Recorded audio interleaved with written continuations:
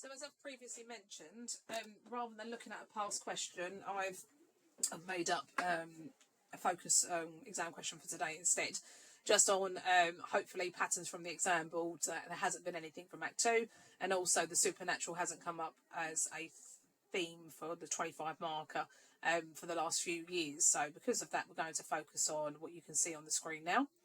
So we have an extract from Act 2, Scene 1.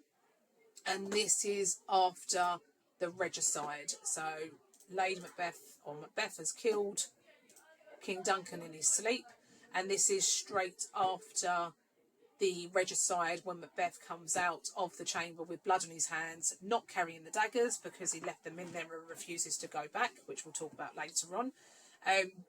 But yeah, so this is straight after the regicide. This is the question. It says, answer the following questions. Look at how the characters speak and behave here. How do you think an audience might respond to this part of the play? Refer closely to details from the extract to support your answer. And then you will see the 25 marker underneath here, which is looking at the power of the supernatural. We'll look at that in a moment, but we're going to explore the extract first. So, what I have done, actually, hang on, bear with. I was going to move this to a Word document just so that I can type on it, but it's fine. I'll do it from here. Yeah, I can just type over it. Okay, right, so we're going to talk through it. I'm going to make some notes here, but not many because of time. Feel free to, as I said at the beginning, to have a pen and paper ready because that would be worthwhile. I'll start discussing potential points that you would focus on the exam to be able to pick up marks for AO1 and AO2. Feel free to make some notes alongside as we are starting to annotate this. Okay, right, let's look at the first part. So you will see that this would be the extract in its entirety. So it starts with Macbeth, this is a sorry sight, and it ends with I'll go no more. What I will do actually is let's get rid of this. Let's make it so I can do it on one screen. Let's make this a bit easier. Let's put you down there. A bit smaller, and then I'm going to make this smaller just so I've got enough space to start annotating as well. Can you be having a read while I'm messing around with this page, year 11?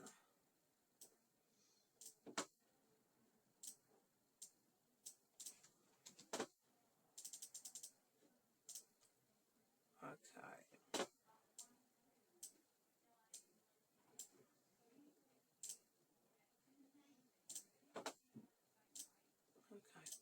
I'm going to leave this.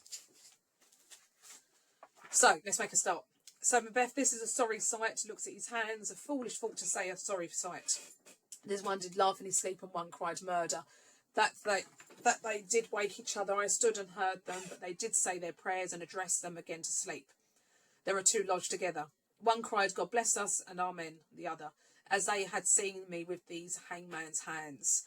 He looks at his hands as he does this. Listen in their fear. I could not say Amen when they did say God bless us. Consider it not so deeply.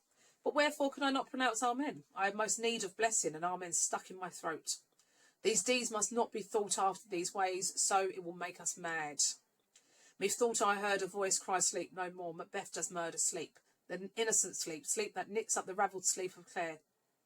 The death of each day's life, sore labour's bath, balm of hurt minds, great nature's second course, chief nourisher in life's feast. What do you mean? Still it cried, sleep no more, to all the house. Glamis have murdered sleep, and therefore Cawdor shall sleep no more, Macbeth shall sleep no more. Who is it that thus cries? Why, worthy Thane, you do unbend your noble strength, to think so brain sickly of things. Go, get some water, and wash this filthy witness from your hand.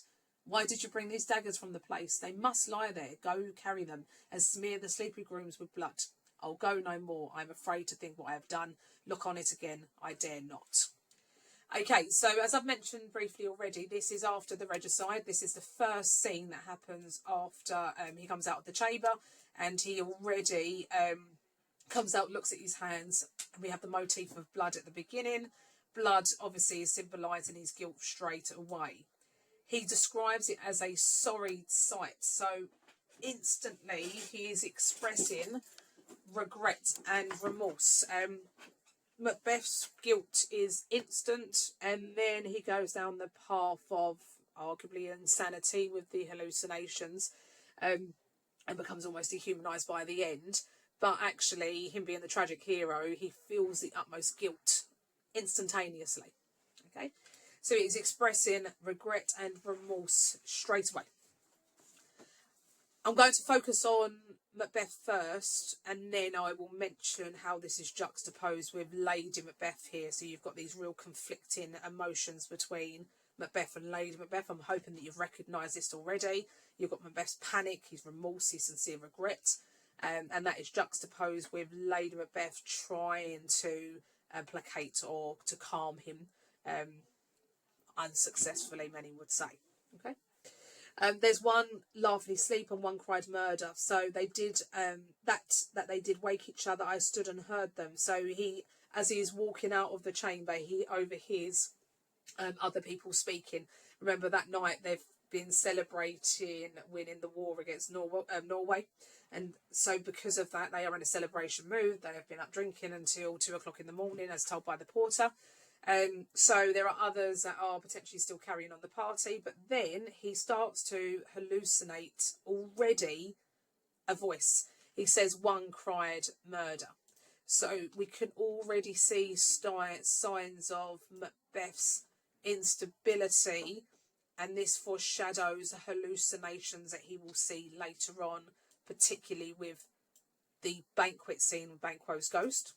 So we are already starting to see signs of Macbeth's mental instability at this moment, straight away after the murder. Interestingly, Macbeth looking for some solace, looking for some comfort, looking for some relief in what he has done and the gravity of what he has done. He refers to hearing them praying. It's likely they would have been praying rather than this being hallucinated, but he would have heard other people praying because at the time it would have been quite traditional for people to pray before bed. He says one cried, God bless us, and amen the other. He then goes on to say, just sticking to the theme of biblical imagery here, he says, I pronounce amen, I most need of blessing, and amen was stuck in my throat.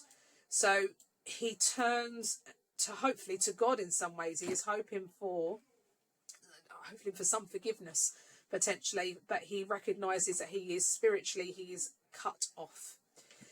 He is unable to say amen because he has committed regicide. He has destroyed or disrupted the great chain of being by killing King, who was seen as a direct descendant of God.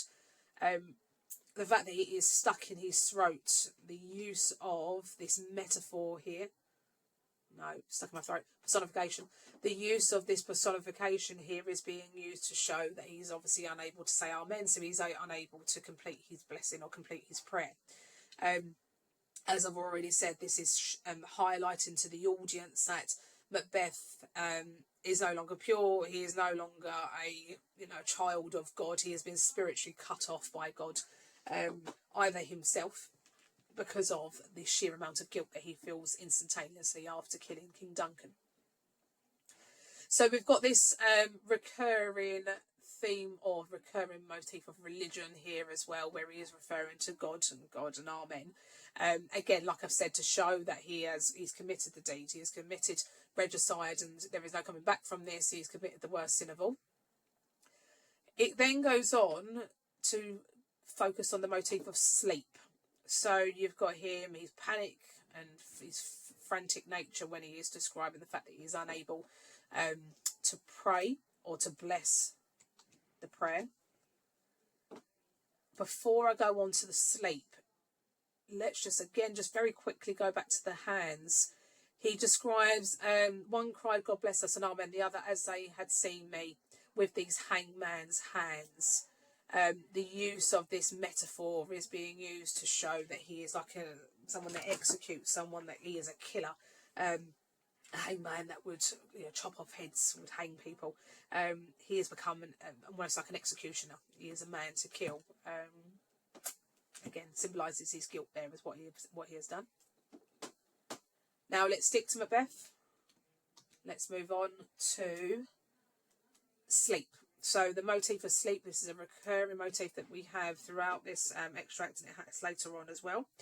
He said, methought I heard, so that hallucinating voice again. So already we are seeing signs of madness here. Methought I heard a voice. So his descent into madness has already begun straight after the regicide. It's not something that is progressive. Actually, it's instant, as I've discussed already. So he already is feeling the weight and the gravity of the sin that he has committed. Methought I heard a cry, sleep no more. Notice the imperative here, sleep no more. It's commanding. Again, it highlights the severity of what he has done. The exclamative at the end, sleep no more. It's demanding. He is not going to be able to sleep. He then goes on, how can I describe it? He's almost rambling here. We'll make some sense of it. But again, signs of him potentially having his descent into madness. He says he's describing sleep and the importance of sleep. He says, sleep that knits up the ravelled sleeve